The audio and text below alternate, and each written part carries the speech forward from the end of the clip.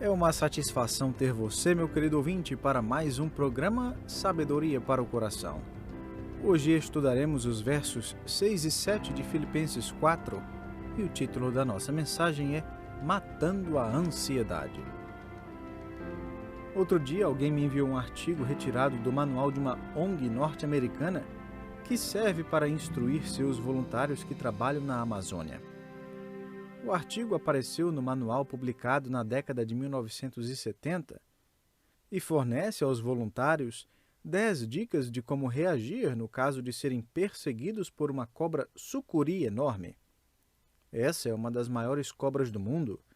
Uma sucuri adulta pode chegar a mais de 10 metros de comprimento e pesar mais de 150 quilos. Bom, se você se vir ameaçado de ser engolido por uma sucuri, que a propósito se alimenta de jacarés e porcos, é só lembrar destas 10 dicas. Primeiro, não tente correr. A cobra é mais rápida do que você. Segundo, deite-se no chão imediatamente. Estique seus braços firmemente ao longo das laterais de seu corpo e junte suas pernas uma à outra. Terceiro, coloque o queixo para dentro. Quarto, permaneça deitado quieto enquanto a cobra o cutuca e rasteja sobre seu corpo. Ela está tirando a sua medida. Quinto, depois de a cobra o ter examinado, ela começará a engoli-lo, a começar pelos pés. Permaneça calmo e deixe a cobra engolir seus pés e tornozelos. Sexto, lembre-se que isso levará bastante tempo. Sétimo, não entre em pânico. Oitavo, quando a cobra tiver engolido suas pernas até a altura dos joelhos, cautelosamente tire sua faca do bolso e a posicione cuidadosamente do lado da boca da cobra. Em seguida, dê um golpe para cima com toda a força, de forma a cortar a cabeça da cobra e matá-la. Nono, certifique-se de que você está com sua faca no bolso. E décimo, mantenha sua faca sempre bem afiada. Só de ler essas 10 dicas, a pessoa já pensaria mais de 2 vezes antes de se voluntariar para uma ONG na Amazônia. A verdade é que vivemos num mundo tão perigoso ao nosso bem-estar espiritual, mental e emocional quanto a Amazônia é para voluntários de ONGs. Temos muitas coisas com as quais nos preocupar no labirinto da floresta de nossa própria vida. Talvez o que o engolirá não será uma sucuri, mas algo tão capaz de engolir por inteiro sua alegria, coragem e confiança. Essa é uma serpente mortal chamada ansiedade. E, de fato, ela é mais rápida do que você e pode pegá-lo a qualquer momento de sua vida, quer de dia, quer de noite. Ela desliza perto de seu coração e de sua mente, medindo-o de cima a baixo. E ela não está interessada apenas em beliscar aqui e acolá. A ansiedade quer engoli-lo por inteiro. Não é surpresa alguma que o Senhor Jesus tenha lidado com o assunto em seu famoso Sermão do Monte. Na verdade, ele passou mais versos falando sobre ansiedade e preocupação do que qualquer outro assunto. Quando Mateus copiou o esboço da pregação do Senhor no registro de seu evangelho, as pessoas viviam em condições incrivelmente difíceis. A água, por exemplo, era escassa. Comida era adquirida apenas para suprir as necessidades de um dia, uma vez que os trabalhadores recebiam seu salário por dia de serviço, não por mês. Dessa forma, cada trabalhador comprava comida para um dia de cada vez. Por isso, o Senhor lhes ensinou a orar: o pão nosso de cada dia dá-nos hoje. As pessoas não guardavam comida em suas despensas. Também não havia como refrigerar produtos como leite, verduras e frutas. O governo não fornecia um serviço de previdência social. Não havia hospitais públicos ou farmácias, e os trabalhadores, em geral, perdiam 40% do seu salário para impostos. Foi nesse contexto que Jesus Cristo pregou: não fiquem ansiosos, não se preocupem, olhem só para os passarinhos no céu. Se o nosso Pai Celestial cuida deles, por acaso não cuidará de vocês também? Mateus 6,25. Em outras palavras, se Deus tem poder para criar sua vida, Ele também tem poder para cuidar e sustentar sua vida. Sim, os tempos mudaram, mas as pessoas não. Podemos ter geladeiras, benefícios em nossos empregos, farmácias e hospitais, Mas o que não mudou foi a predisposição humana para nos preocupar com milhares de coisas. Um autor escreveu: preocupações escurecem o nosso futuro. Ansiedades teimosas funcionam como ladrões miseráveis nos recantos escuros de nossos pensamentos, roubando nossa paz e sequestrando nossa alegria. Veja bem, todo crente, novo ou velho, corre esse risco. O crente não fica imune à ansiedade só porque foi vacinado com a graça salvífica. Mais do que nunca, precisamos ficar atentos ao perigo da ansiedade que serpenteia ao nosso redor. E deixe-me ser o mais honesto possível, como o próprio Jesus Cristo foi, quando concluiu o tópico da ansiedade, dizendo que cada dia sim trará novos problemas. Mateus 6,34. Jamais controlaremos essa serpente, jamais a veremos morrer, jamais conseguiremos correr mais rápido do que ela. Essa serpente nos persegue diariamente, alguns dias com mais intensidade do que outros. Não podemos domar a ansiedade. Temos que matá-la de novo, e de novo, e de novo. E quando pensamos que morreu de vez, lá vem ela novamente. Agora, se houve uma pessoa no planeta Terra que teria uma desculpa para ficar ansioso, esse alguém foi o apóstolo Paulo. Ele teria sido perdoado se escrevesse aos Filipenses: estou muito preocupado, não esperava nada disso.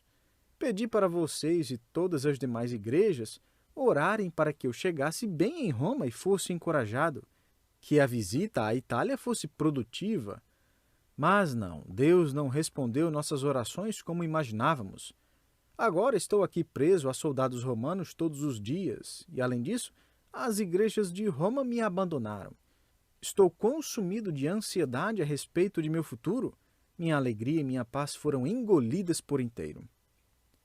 Mas, ao invés disso, se você ler Filipenses 4, versos 4 e 5, verá que Paulo escreve algo bastante diferente.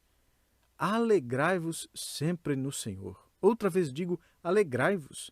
Seja a vossa moderação conhecida de todos os homens. Perto está o Senhor. Que a sua resolução seja a de ser alegre, que sua reputação seja a de ser um cavalheiro, uma dama. E não se esqueça, perto está o Senhor. Logo em seguida, Paulo dá uma ordem, no verso 6. Não andeis ansiosos de coisa alguma. Não andeis ansiosos. Essa não é uma opção para crentes que são mais maduros, que não se ferem facilmente e que são menos sensíveis. Não, essa é uma ordem para cada e todo crente. E a primeira coisa contida nessa ordem é algo que Paulo nos manda parar de fazer. Pare de se preocupar. Mais uma vez, Paulo não deixa nenhuma brecha aqui. Ele diz, independente das circunstâncias, não se preocupe com coisa alguma.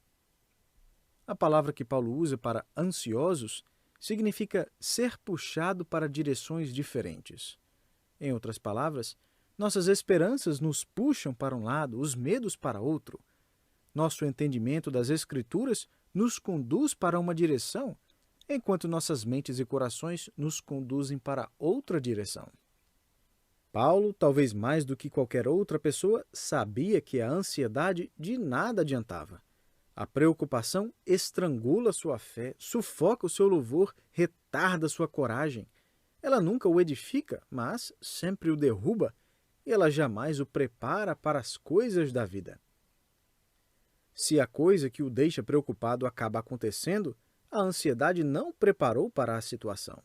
E se essa coisa não acontece, a ansiedade rouba sua alegria por ela não ter acontecido. Um pastor escreveu: a preocupação é como uma cadeira de balanço.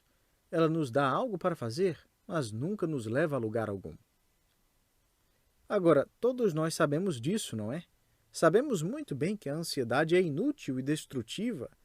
Na verdade, ela até nos coloca do lado do inimigo e nos diz que Deus não se preocupa conosco, que não vale a pena confiarmos em Deus. Estamos sozinhos e é melhor começar a nos preocupar. Sabemos disso e os crentes filipenses provavelmente sabiam dessas coisas também. A Bíblia nos manda parar com a ansiedade. Então nos sentamos e decidimos que pararemos de nos preocupar da próxima vez que a ansiedade começar a nos engolir. Pegaremos nossa faca do bolso e a mataremos. A ansiedade é talvez o maior ladrão da alegria do crente, mas repetir o pensamento de que pararemos de nos preocupar jamais pegará esse ladrão. E isso acontece porque a preocupação é algo que acontece dentro de nós. A batalha não tem nada a ver com as circunstâncias da vida. A ansiedade não é roubar a nossa alegria porque nossa vida está pior do que a do vizinho, porque tem mais problemas e maiores desafios do que as demais pessoas. Olhe para Paulo, aprisionado. Suas orações foram respondidas de uma forma que ele não desejava. Ele está em prisão domiciliar, indo para um tribunal conduzido por um imperador preconceituoso, e em breve receberá a sentença de morte. E é ele quem nos manda parar de ficar ansiosos. Certo, Paulo, tentaremos parar. Na verdade, faremos o possível. Muito obrigado por esse verso. Mas espere, aí está o problema. O verso não para por aí. Continue lendo o verso 6. Em tudo, porém, sejam conhecidas diante de Deus as vossas petições, pela oração e pela súplica, com ações de graças. Paulo começa com um negativo: não fique ansioso por nada. Agora ele apresenta o positivo: ore por tudo. Ele não somente nos manda parar algo, mas nos manda começar outro, e temos que fazer os dois. Qual das asas do avião é mais importante, a direita ou a esquerda? Ambas são imprescindíveis. Se você deseja matar a ansiedade, você precisa não somente parar de fazer algo, mas tem que começar a fazer outro também. Você tem que fazer os dois, senão nunca conseguirá levantar voo. Então aqui está o que você precisa parar de fazer: se preocupar. E aqui está o que você precisa começar a fazer: orar. Agora, Paulo usa 3 termos para se referir ao ato de falar com o Senhor. Vou começar pelo mais comum de todos. A primeira palavra é oração. Esse é o termo genérico para o ato de falar com Deus. Isso pode acontecer a qualquer hora e em qualquer lugar, mas lembre-se que a oração é algo exclusivo dos crentes. Todas as demais orações são exercícios piedosos com palavras que não passam do teto. Jesus Cristo disse em João 14,6: Eu sou o caminho e a verdade e a vida. Ninguém vem ao Pai a não ser por mim. Isso se refere não somente a viver com Deus o Pai, mas também a se comunicar com Deus o Pai. Jesus é o único mediador entre Deus e os homens. 1 Timóteo 2,5. Cristo é o mediador da nova aliança. Hebreus 9,15. Não é Buda, Krishna ou Maria. As pessoas podem até passar grande parte de seu dia se devotando à meditação e oração. Devotos podem passar muito tempo fazendo rezas, pensando que toda vez em que proferem uma palavra, sua oração sobe a Deus misticamente. Pessoas podem com sinceridade acender velas e rezar muitas ave-marias. As pessoas podem entoar suas canções nas clareiras da floresta amazônica ou fazer uma oração diante de alguma calamidade. Entretanto, veja bem, nenhuma oração oferecida a outro que não Deus o Pai através de Deus o Filho é ouvida. E nenhuma oração feita a Deus o Pai sem um relacionamento pessoal com o Senhor Jesus Cristo chega a Deus, nosso Pai Celestial. Elas não passam de palavras. Tem um casal de chineses em nossa igreja que recentemente se converteu. Ambos vêm de famílias descrentes na China. A esposa veio a mim outro dia, depois do culto, com lágrimas nos olhos e disse: agora eu creio em Jesus Cristo. Então, alguns dias atrás, eu me encontrei com um casal. Eles já estão até concluindo a aula para novos membros. Depois que terminei nossa reunião com uma oração, eles sorriram e disseram: estamos aprendendo a fazer isso, orar, da mesma maneira como você conversaria com um amigo. Falar com Deus simplesmente porque você tem interesse em desenvolver uma amizade com Ele. Isso é oração. A segunda palavra que Paulo usa é súplica. E ele não está sendo redundante aqui. Esse termo se refere a orar com urgência sobre aquilo que o preocupa. Paulo usou essa palavra em sua carta porque ele e os crentes filipenses estavam passando pela mesma luta e sofrimento pela fé. A terceira palavra é petições. O termo significa simplesmente levar diante de Deus alguma necessidade específica que você tenha. E perceba que você faz seus pedidos a Deus. Sim, Ele já conhece suas necessidades, mas deseja que você seja totalmente transparente. Ao fazer seus pedidos a Deus, você reconhece a sua dependência total nele. Li outro dia o que um plantador de igreja escreveu sobre aprender a orar. Ele estava tão consumido com a responsabilidade de plantar essa igreja que acabou pensando que as coisas dependiam dele. Não demorou muito até que não conseguiu mais dormir à noite por ficar extremamente preocupado e ansioso com a igreja. Daí, numa tarde, ele aprendeu uma bela lição com um garotinho da qual jamais se esqueceu. Ele escreve: "Quando nos mudamos para essa casa na qual estamos agora, deixei o móvel mais pesado por último, a escrivaninha de meu escritório. Enquanto empurrava a escrivaninha com toda a minha força pelo chão, meu filho de 4 anos veio e perguntou se podia me ajudar. Então, juntos, deslizamos aquele móvel sobre o chão. Ele o empurrava e gemia enquanto progredíamos, 1 centímetro de cada vez. Após alguns minutos, meu filho parou de empurrar, olhou para mim e disse: 'Papai, você está me atrapalhando.' Então eu parei e deixei o meu filho empurrar o móvel sozinho. É claro, a escrivaninha nem se mexia. Percebi que o garoto pensava que ele estava empurrando a escrivaninha sozinho, não eu. Como é fácil perdermos nosso foco e perspectiva. A oração nos ajuda a corrigir a nossa perspectiva. Gosto de algo que um linguista destacou aqui nessa passagem, quando Paulo escreve: "Sejam conhecidas diante de Deus as vossas petições." A preposição diante nos retrata como que orientando nossa oração na direção de Deus. Em outras palavras, a oração reajusta as lentes da vida. Focamos demais nas coisas aqui da terra. A oração nos reorienta a Deus. Ficamos perturbados, encantados e preocupados com as coisas daqui de baixo. A oração nos orienta para Deus lá em cima. Paulo usa 3 palavras para oração e depois faz uma concessão importante para vencermos a preocupação. Faça todas as suas orações, súplicas e pedidos com a atitude de ação de graças. Ouça bem, aqui está a verdade. Sem gratidão, a maioria de nossas orações não passa de uma murmuração espiritualizada. Nossa lista de oração é nada mais do que reclamação por causa daquilo que não recebemos, por causa do que achamos que deveríamos receber e pelo fato de Deus estar demorando para nos dar o que queremos. Ore com essa atitude predominante da gratidão. Wiersbe escreveu: "Até mesmo Deus o Pai se deleita em ouvir seus filhos dizendo de vez em quando, 'Obrigado.' Como isso não seria bom? Mas veja bem, isso não significa que tudo o que colocamos diante de Deus é algo pelo qual devemos ser gratos. 'Senhor, tem uma sucuri aqui e ela já está engolindo os meus joelhos e quero agradecê-lo por isso.' Ou, 'Estou muito entristecido e tenho tentado ser grato, assim como o Senhor me mandou.' Não é isso que Paulo está dizendo aqui. Ele não diz que somos gratos por tudo quanto levamos a Deus.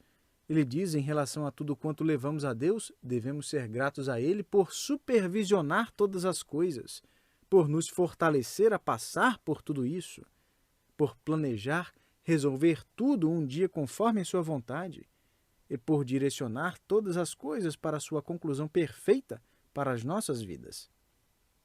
Orar com ação de graças significa que oramos dispostos a entender que Deus nos dará não aquilo que queremos, mas aquilo que Ele quer e quando Ele bem quiser. Um autor escreveu dizendo que quando ele tinha apenas 10 anos de idade, ouviu na igreja que, se crendo, receberia aquilo que pedisse em oração, Mateus 21, 22. Ele escreve: "À luz disso, fiquei feliz demais. Lembro-me de sair correndo de casa à tarde naquele mesmo dia, ir para a calçada, fechar os olhos bem forte e orar: 'Deus, quero voar como o super-homem. E eu creio que posso fazer isso. Então, vou pular, e daí é contigo.' Pulei 4 vezes, mas nunca fui a lugar algum. Devo ter feito algo errado, ou Deus não me ouviu, ou eu não tive fé suficiente, ou talvez não merecia. Meu querido, foi por isso que Jesus ensinou seus discípulos a orar da seguinte forma: seja feita a tua vontade, aqui na terra como no céu. Mateus 6,10. Como você pensa que a vontade de Deus é feita no céu? Como você imagina os anjos respondendo à vontade de Deus? Com debate, discussão, uma má atitude, um salário maior e mais férias? Os anjos vivem para obedecê-lo. A oração é outra maneira de ficar evidente se planejamos e se queremos ou não obedecer a Deus. Veja bem, meu querido, podemos ter certeza de que Deus responderia nossas orações exatamente da maneira como desejamos que Ele respondesse, se soubéssemos tudo o que Ele sabe quando oramos. É somente quando começamos a orar com ação de graças por Ele estar no controle de todas as coisas que começamos a deixar de nos preocupar com as coisas. O que deixamos de fazer? Nos preocupar. O que começamos a fazer? Orar. Por fim, Paulo escreve no verso 7 algo que podemos esperar. E a paz de Deus, que excede todo o entendimento, guardará o vosso coração e a vossa mente em Cristo Jesus. Veja que a paz procede de Deus, não de você. Ela emana, tem sua fonte no próprio caráter de Deus. E quando compartilhamos com Deus cada necessidade, cada pedido com gratidão submissa, Deus compartilha conosco o seu caráter. E não há nada em seu caráter que se assemelhe à preocupação e ansiedade. Dessa forma, a sua paz se torna a nossa paz. Essa paz não é natural, mas sobrenatural. Paulo adiciona que essa é uma paz que excede todo o entendimento, ou seja, ela transcende poderes intelectuais, análise humana, percepção e entendimento humanos. Ela é superior a esquemas, dispositivos e soluções humanos, já que sua fonte é Deus, cujo juízo é inescrutável e cujos caminhos são insondáveis. Romanos 11:33. Portanto, o verdadeiro desafio da vida cristã não é nos preocupar em como eliminar cada circunstância desagradável ou mesmo entendê-las, mas como confiar em nosso Deus infinito, sábio e poderoso. Esse Deus que derrama sua graça sobre nós mais do que conseguimos compreender ou saber. E já que não somos capazes de produzir essa paz durante tempos de sofrimento, dor, confusão e perda, essa paz é um presente de Deus. Ela se transforma em ainda mais uma demonstração da graça extravagante de Deus. Fico me perguntando se Paulo fez um jogo de palavras aqui de propósito. Enquanto se arruma em sua cadeira, balançando as correntes penduradas em seus pés, até acordando os guardas de seu cochilo da tarde, Paulo escreve com louvor implícito: a paz de Deus guardará o vosso coração e a vossa mente em Cristo Jesus. É como se ele dissesse: quero que vocês saibam que esses camaradas aqui não estão me guardando. Isso é o que parece, mas a paz de Deus é o que me guarda. Estou sendo guardado pela paz de Deus e ela guarda o meu coração, ou seja, meus sentimentos. E ela também guarda a minha mente, ou seja, os meus pensamentos. E Paulo promete aos filipenses: e a paz de Deus os guardará também. Essa é uma promessa audaciosa e sobrenatural. Quando você ora com gratidão pelos propósitos de Deus com todas as coisas, você não precisa se preocupar com nada. Gosto de uma oração escrita por um puritano séculos atrás. Pai Celestial, minha fé está em Ti. Minha esperança está em Ti. Aceito Tua palavra. Submeto-me à Tua vontade. Dependo de Tua promessa. Confio em Tua providência. Lancei minha âncora no cais da paz, sabendo que meu passado, meu presente e meu futuro estão nas mãos que foram traspassadas por pregos. Que Deus o abençoe, meu querido, que você viva constantemente na confiança do Senhor.